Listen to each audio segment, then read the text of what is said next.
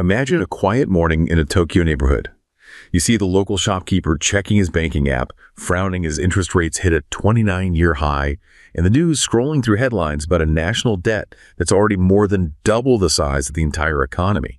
It's a scene of careful, almost fragile economic balancing a nation, trying to figure out how to pay its bills while the cost of borrowing just keeps climbing. But then you look at the government's latest ledger, and the numbers tell a completely different story. It's not a story of belt-tightening or caution. Instead, it's a record-shattering 122 trillion yen. What's truly striking isn't just the mountain of cash, but where it's being funneled. For decades, the world has known Japan as the global face of pacifism, a country defined by its self-defense constraints. Yet tucked inside this budget is a massive $58 billion surge for the military. We're talking about a nation that is now writing checks for long-range missiles designed to strike targets 1,000 kilometers away and building a massive arsenal of drones and coastal defenses. There's a strange, quiet intensity in this shift. On one hand, the government is grappling with a debt crisis that would paralyze most other nations. On the other, they are sprinting to double their defense spending to 2% of GDP, officially labeling their largest neighbor as the greatest strategic challenge they've ever faced. It leaves you with a chilling contradiction, a country buried in debt, finally ending its era of free money, yet choosing this exact moment to fund the largest military expansion in its modern history. It makes you wonder, just how dangerous has the neighborhood become for Japan to decide that these weapons are now more important than their own financial stability? Okay, so let's unpack this. We have this extraordinary contradiction. Japan, the most indebted developed nation on the planet, is betting its scarce resources on missiles and fighters instead of fully tackling its fiscal problems. It's a staggering choice when you just look at the raw numbers. Right. And to really understand it, we need to dig into three deep, interlocking paradoxes about modern Japan. First, you've got the economic paradox. How can the world's most indebted developed nation avoid a total collapse? We're sort of calling this the puzzle of social resilience. It's a very apt term for it. Then second, there's the cultural paradox. Why is a nation that's really defined itself by pacifism suddenly prioritizing these very expensive long-range defense systems? This gets into this idea of a shield of silence and, the burden of cultural preservation. And finally, the strategic paradox.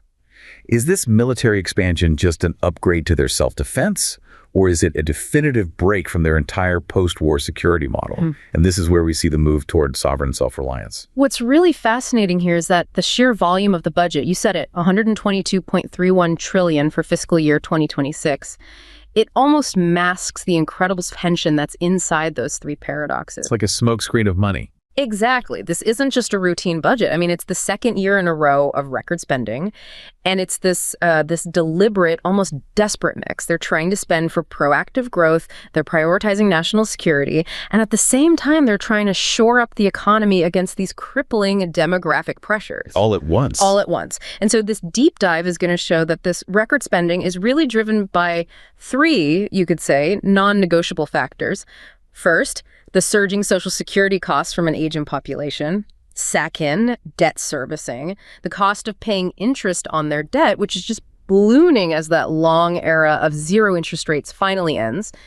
And third, of course, this massive defense surge. And the combination of those three things, they must be putting incredible pressure on their choices. It absolutely is. The immediate impact is that it tightens near-term market risks, and it forces a major reshaping of Japan's long-term fiscal future. So this financial tightrope act, it raises a really interesting question.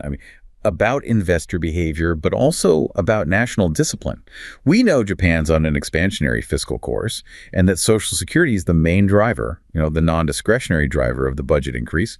Population is aging rapidly, and recent inflation has boosted welfare costs. But the debt dynamics are, to put it mildly, alarming. It's not just that the debt is large, it's that the rate of increase is accelerating. That's the critical point. We're looking at a debt-to-GDP ratio that's soaring above 230%. Yeah, and you have to put that in context. If you compare Japan to nations that have actually faced sovereign debt crises, think about Greece, which triggered absolute panic at around 180%. Japan is just operating in a completely different fiscal universe. And yet, no crisis. No panic. Exactly. They haven't faced the crisis or the punitive interest rates that should logically follow such an alarming pile of debt. So the big question is why? Why hasn't this mountain of debt translated into financial panic? I came across this anecdote recently that I think illustrates the deep stability that underpins the whole system.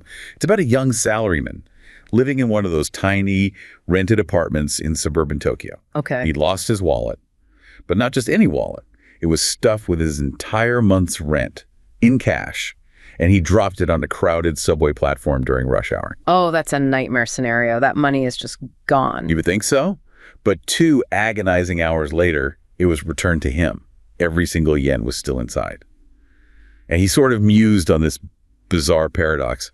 How can a country with a debt-to-GDP ratio that should, by all logic, trigger international panic remain so calm, so functional, and so disciplined internally? And that sense of a collective contract, that's exactly what keeps the bond market from panicking. For that salaryman, the budget wasn't some ticking fiscal time bomb. It was a visible sign of a social contract in action. So it's not fiscal resilience, it's social resilience. That's the perfect way to put it. We in the West talk about fiscal resilience, and we mean, good bookkeeping or strong foreign reserves. But in Japan's case, as that salaryman realized, the actual mechanism is social resilience. The government borrows these massive amounts, but the stability is guaranteed by this invisible glue of mutual trust and intense social discipline. Which means they don't have to worry about the things that plague other high-debt nations. Right, specifically capital flight and external dependence. The money isn't going to suddenly flee the country because the people who own the debt are the ones who believe in the system. Let's delve into the history of this debt a little, because it didn't just appear overnight. This stability has been underwriting decades of borrowing. It really has. The debt accumulation, it really picked up speed starting in the 1990s. This is the period that everyone famously knows as the lost decade, right after that massive asset price bubble burst. And instead of a painful restructuring, they chose a different path. A much different path. Instead of letting the economy fully clear out all the bad debt, successive governments just continuously employed massive fiscal stimulus measures. They were building bridges, infrastructure projects. The famous bridges to nowhere. Sometimes literally, yes. And it was all in an attempt to prop up demand and try to restart growth. This policy choice caused the gross debt to GDP ratio to just rocket from about 60% in 1990 to well over 200% within just a couple of decades. And all this was happening while they were trapped by chronic deflation and just painfully low growth. Which is the real trap. If your nominal GDP is barely rising, or in some years even contracting, any new borrowing you take on just rapidly increases your debt to GDP ratio. It's simple math. You just can't grow out of the debt the way a country with moderate inflation or high productivity growth can. So they're running faster and faster just to stay in the same place. Pretty much. And then, layered on top of that economic stagnation, you have the demographic tsunami. Social Security expenditures are the single largest line item in the budget now, by far. Japan has one of the world's most rapidly aging populations. What's the number now? It's well over 30% of the population is 65 or older. And this demographic shift caused Social Security costs to roughly double as a share of public spending since the 90s. It now consumes about 1/3 of all government expenditure. And the political choice was to borrow, not to cut. It was a crucial policy choice. The government chose to finance these perpetually rising costs by issuing bonds, by borrowing rather than imposing politically difficult and severe cuts to benefits or trying to implement drastically higher consumption taxes. They kicked the can down the road. And that borrowing choice was paired with a really strategic decision about their existing assets, right? They have these massive public reserves, most famously the Government Pension Investment Fund, the GPIF. Correct. The GPIF is one of the largest pools of institutional capital on the planet.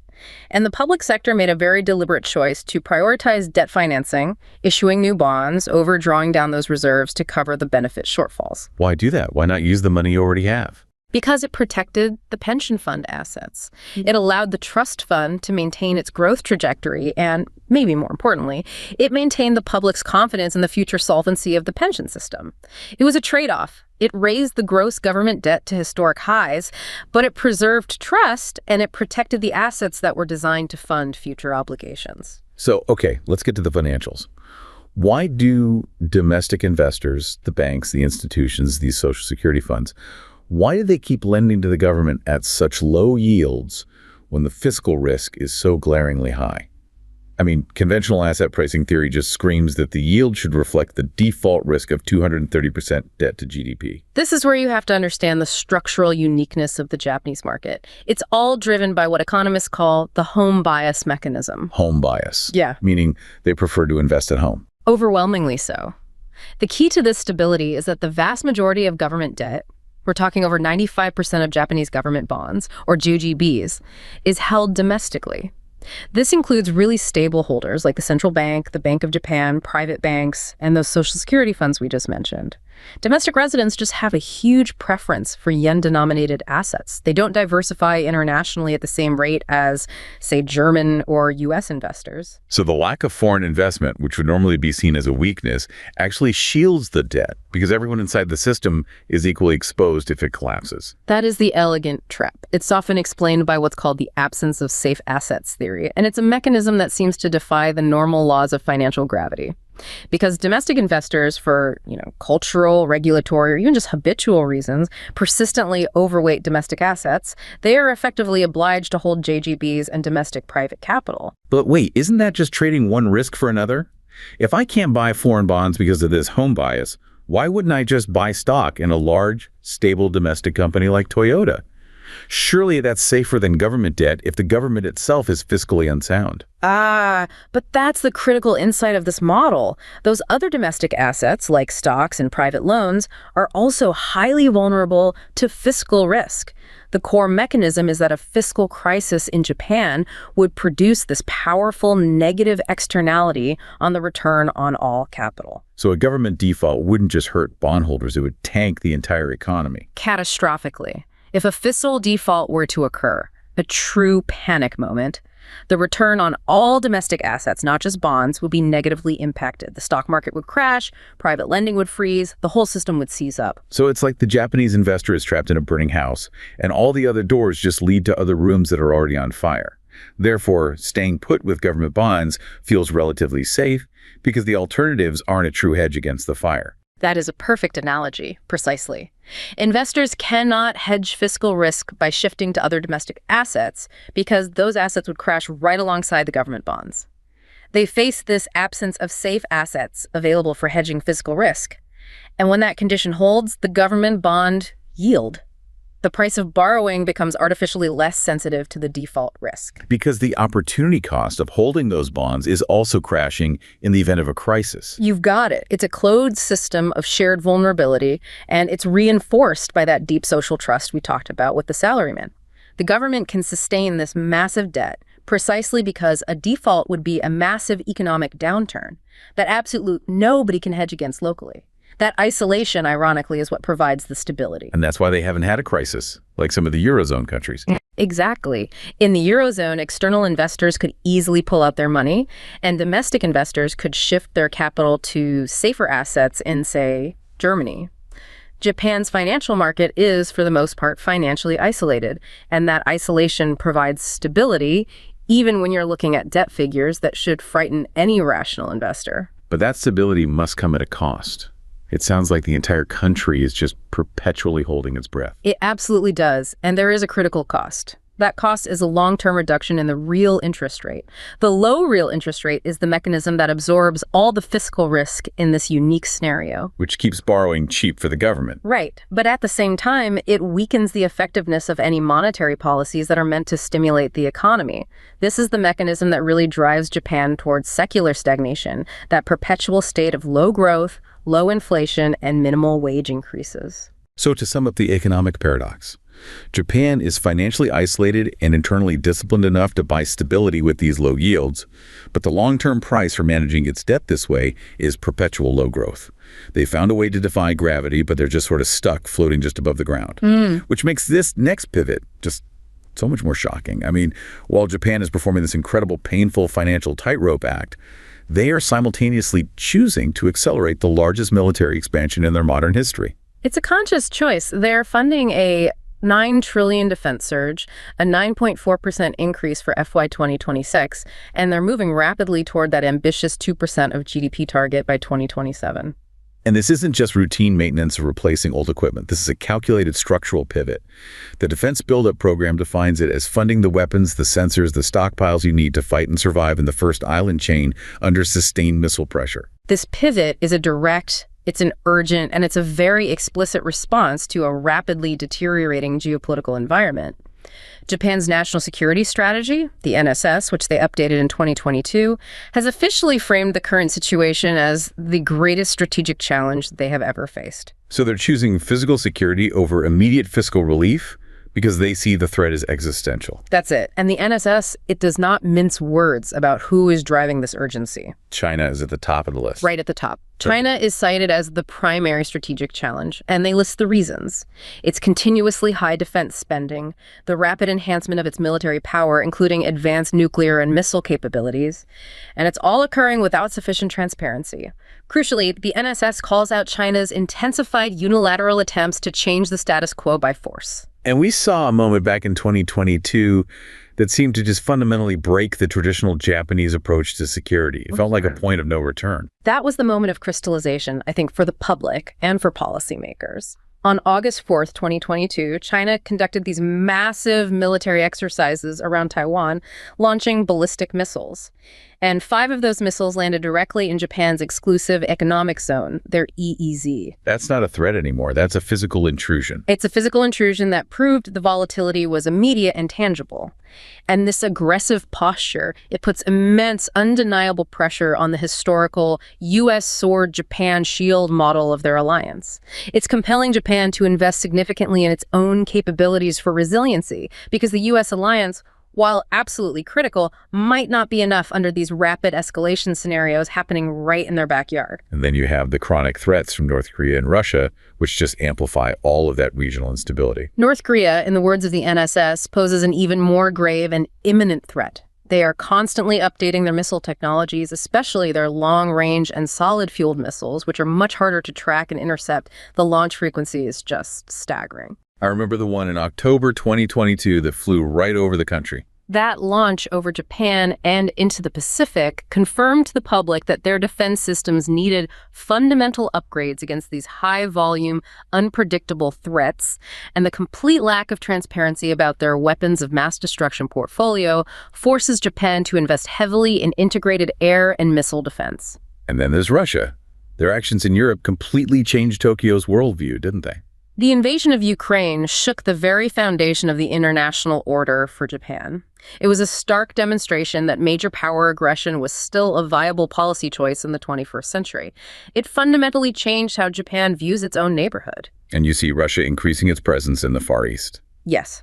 Russia's modern military capabilities, combined with the dangerous nuclear rhetoric they used during that conflict, and their increased military presence in the Far East, including joint naval and air exercises with China, all of that just amplifies the regional risk.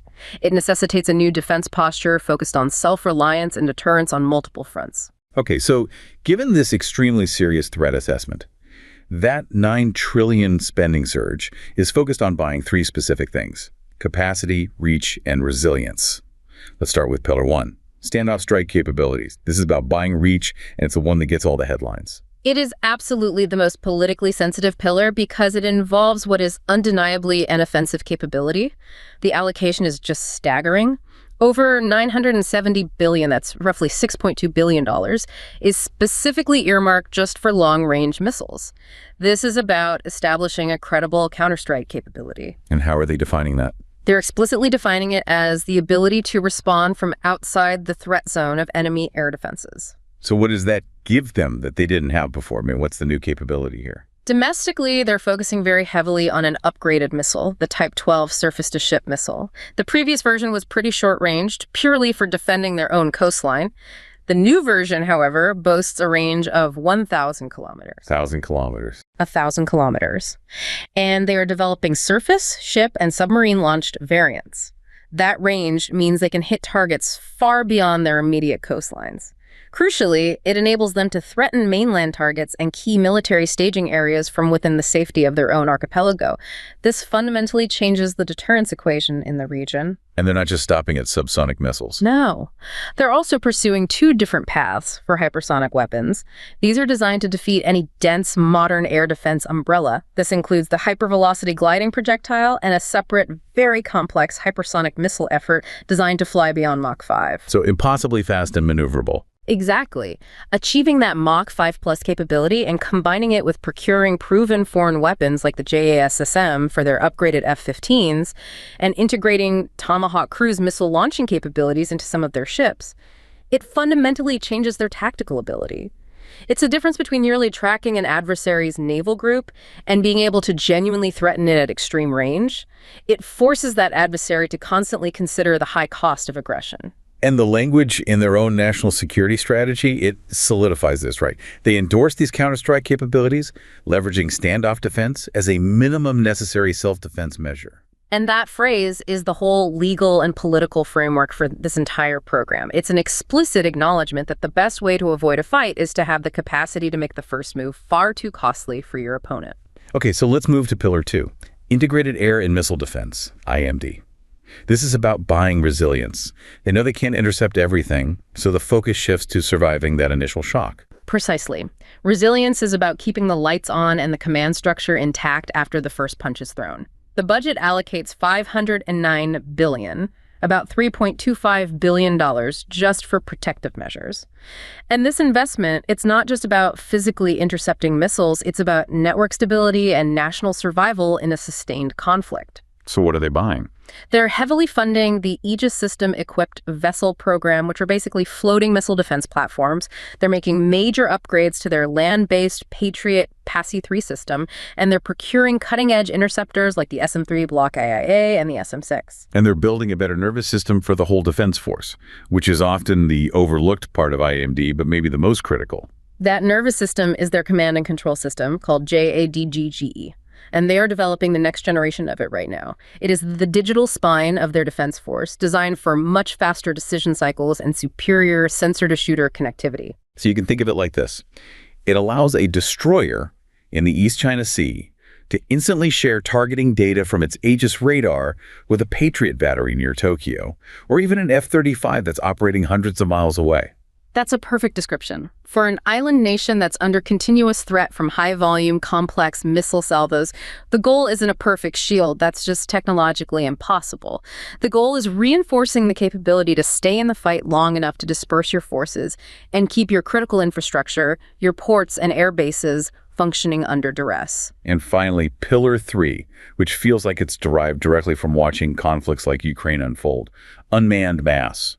The strategic use of drones. This represents a major structural shift toward robotic warfare and mass production for them. The budget mandates something called a SHIELD architecture, which is built around synchronized UAVs, aerial, USVs, unmanned surface vessels, and UUVs, unmanned underwater vehicles. And the directive is quantity. The directive is clear. These must be bought in quantity. We're talking small attack drones, anti-ship UAV concepts, and these long-endurance platforms. Why the focus on quantity over quality here? It seems counterintuitive for a technologically advanced nation. The tactical goal of this whole SHIELD architecture is straightforward: cost imposition. They want to force an adversary to waste their expensive advanced standoff missiles on cheap, mass-produced Japanese drones. So if a billion-dollar destroyer has to fire $1 million missile to shoot down a $50,000 drone, that trade is completely unsustainable for the adversary. Meanwhile, Japan ensures that its own scarce, high-value munitions, like that new Type 12 missile, are fired only with credible current target data that's being provided by those persistent drone networks. And we're seeing concrete examples of that persistent intelligence gathering in the budget. Absolutely. The budget funds the procurement of 4 MQ-9B Sea Guardian long-endurance UAVs. This platform is specifically designed for persistent maritime surveillance over those critical Ryukyu Island approaches. It's capable of operating for over 30 hours at a stretch. This gives Japan a persistent targeting-grade awareness that it just never had before. It turns what was a blind spot into a high-resolution surveillance area. And beyond all the high-tech missiles and drones, the budget is still funding classic platforms, right? The ships and planes that enable this long-range fight. Yes, the FY 2026 plan funds new platforms like new frigate hulls, a patrol vessel, a submarine, and the continued procurement of F-35A and F-35B fighters. But the most significant physical transformation involves the Izumo-class helicopter-carrying destroyers. That's the big one. They're undergoing multi-phase refits scheduled to be complete by 2027, specifically to operate the F-35B STOVL, that's a short takeoff, vertical landing stealth fighter jet. Which is so significant because it physically turns these vessels into light aircraft carriers. It does, and it's the realization of a decades-long deferred plan. When the Izumo class was first launched, officials insisted over and over that they were purely defensive helicopter destroyers. Now, with the F-35B capability, which they recently tested with U.S. Marine Corps F-35Bs, it demonstrates that Japan has acquired a foundational, albeit subtle, capacity for power projection. It goes beyond pure coastal defense, reinforcing their options in that vulnerable Southwest island chain. This physical transformation represents a massive shift in their strategic potential. So this massive investment, especially in these offensive strike capabilities and the refitting of the Izumo, it really feels like a definitive break from that post-war identity, the one enshrined in Article 9. The part that renounces war and prohibits maintaining land, sea, and air forces. It does feel that way. But the sources we're looking at suggest this is more of an evolution in their doctrine, one that's being driven by internal necessity, rather than a complete revolution that's returning Japan to its pre-war militarism. So how are they justifying this legally and politically? The change is driven by a deep reinterpretation of what necessity means. And it stems from the reality that the post-war order is, well, dissolving. For decades after World War II, their security model was defined by the Yoshida Doctrine, which prioritized economic expansion above all else and relied almost entirely on the U.S. alliance for security. Exactly. This is the era that critics in the West and even some observers in Japan often derisively called karaoke diplomacy. The idea being that Japan was just reading the foreign policy lyrics that were supplied by its American ally, rather than determining its own security policy. Precisely. It was a comfortable arrangement, but a very limiting one. But that changed politically. Prime Minister Abe repeatedly failed to actually amend Article 9 because of these persistent, powerful pacifist sentiments in their parliament, even among his own coalition partners. So his government executed a massive legal maneuver instead. They reinterpreted the Constitution in 2014. Yes. They didn't change the words, they changed what the words mean. And what exactly did that reinterpretation allow them to do that they couldn't do before? It legalized the use of collective self-defense and territorial defense. This means Japan can now use force when an armed attack against a close ally, and that means the U.S. threatens Japan's own survival. It unlocked the ability to provide logistic support and even fire in defense of their allies. But there are still limits. Crucially, yes, the policy still maintains that the use of force must be strictly limited to the minimum extent necessary to repel attackers. They still operate under what they call an exclusive defense-oriented policy.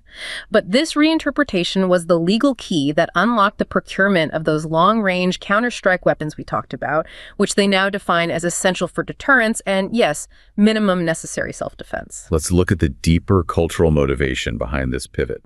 Because it's not just legal and military. We often focus on the external geopolitical threats, but what is Japan fundamentally trying to protect with this massive spending?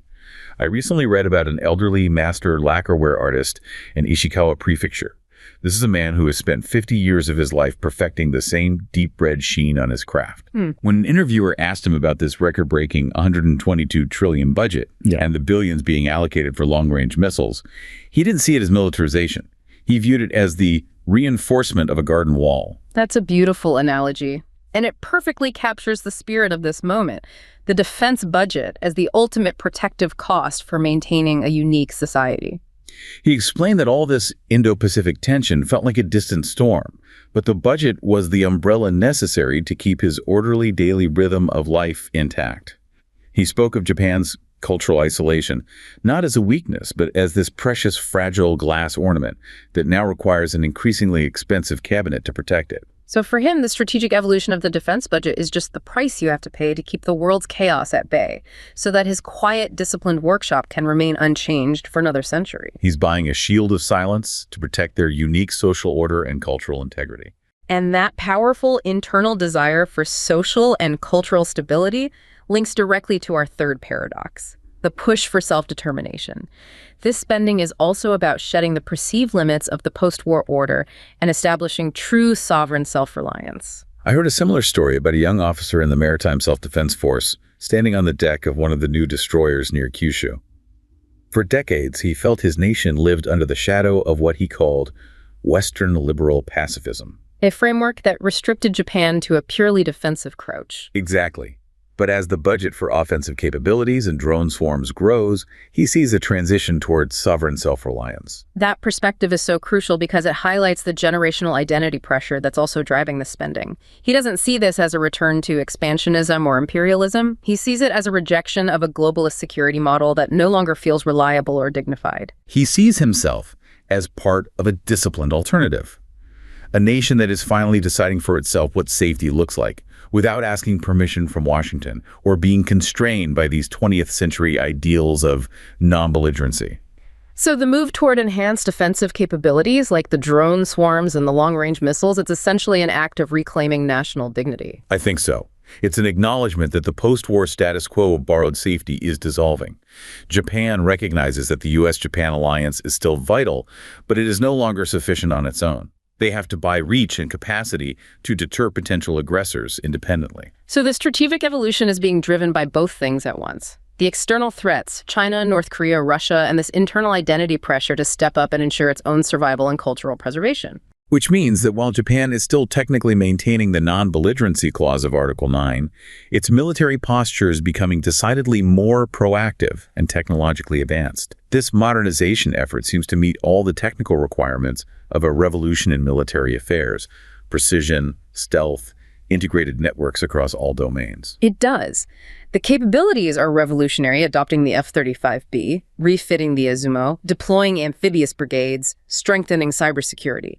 But because the doctrine is still constrained by that minimum force principle and the failure to fully amend the Constitution, analysts call this an evolutionary change, not a revolutionary one, in terms of foreign policy. The political brakes on militarism are still there. They remain strong, and they're supported by those persistent pacifist sentiments in the legislature, despite the ambitious procurement goals of the executive branch.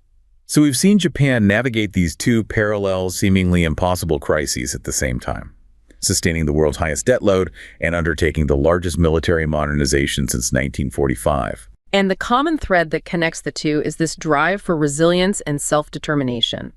The economic resilience is founded on those unique social factors, the high domestic savings, the high trust society, which allows the debt to be sustained at low costs by domestic investors who are, in a way, trapped by the structure of their own market. And the military pivot is a direct strategic response to the external threats that are dissolving that post-war order. It's forcing Japan to buy reach and capacity to deter potential aggressors, even at the expense of its already strained fiscal situation. Ultimately, this deep dive really shows that the choice to spend $1 trillion on missiles and drones, even while you're grappling with $30 trillion in debt service, is not merely a budget decision. It's a profound shift in national identity, a move from a position of restricted, borrowed safety to one of expensive, self-determined sovereign security. The goal is to ensure the fragile garden of Japan remains protected by an increasingly sophisticated, costly, and necessary wall.